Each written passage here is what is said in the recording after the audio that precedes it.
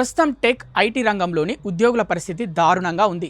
Artificial intelligence అందిపుచ్చుకోవడం, ప్రస్తుత వాణిజ్య అనిశ్చితులతో కంపెనీలు భారీగా లేఆఫ్స్ చేస్తున్నాయి.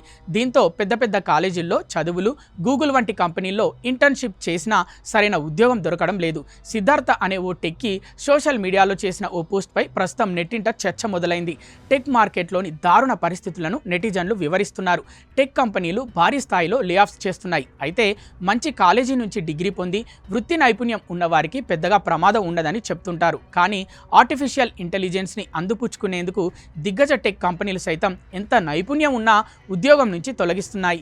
దీంతో టెక్ కంపెనీల్లో జాబ్ ఎప్పుడు ఊడుతుందో చెప్పలేని పరిస్థితులు నెలకొన్నాయి. ఉన్నత విద్య, వృత్తి నైపుణ్యం ఉన్న తన స్నేహితుడు ఉద్యోగం కోల్పోయిన తర్వాత కొత్త ఉద్యోగం దొరక్క ఇబ్బంది పడుతున్న విషయాన్ని సిద్ధార్థ్ అనే వ్యక్తి సోషల్ మీడియా ఎక్స్ వేదికగా చేసిన ఓ పోస్ట్ ప్రస్తుతం టెక్ మార్కెట్లోని దారుణ పరిస్థితులపై చర్చకు దారితీసింది. ప్రతిదీ సరిగ్గా చేస్తే కెరీర్లో విజయం ఖాయం అనే సర్వత్రా ఉన్న నమ్మకాన్ని సిద్ధార్థ్ ప్రశ్నించడంతో ఈ చర్చ మొదలైంది. తన పోస్ట్లో అతను ఓ విషయాన్ని వెల్లడించాడు. స్టాన్ఫోర్డ్ యూనివర్సిటీ నుంచి పట్టభద్రుడై గూగుల్లో ఇంటర్న్షిప్ సంపాదించి తన క్లాస్లో అత్యుత్తమ ప్రతిభ కనబరిచిన వారిలో ఒకడైన తన స్నేహితుడు ఇటీవల ఉద్యోగం కోల్పోయాడని, అప్పటి నుంచి అతనికి తగిన ఉద్యోగం దొరకడం లేదని ఆవేదన వ్యక్తం చేశాడు. స్టాన్ఫోర్డ్ నుంచి గ్రాడ్యుయేట్ అయి గూగుల్లో ఇంటర్న్షిప్ చేసిన నా స్నేహితుడు ఒకరు మా క్లాస్లో బెస్ట్, అయితే ఇటీవలి లేఆఫ్స్లో ఉద్యోగం కోల్పోయాడు.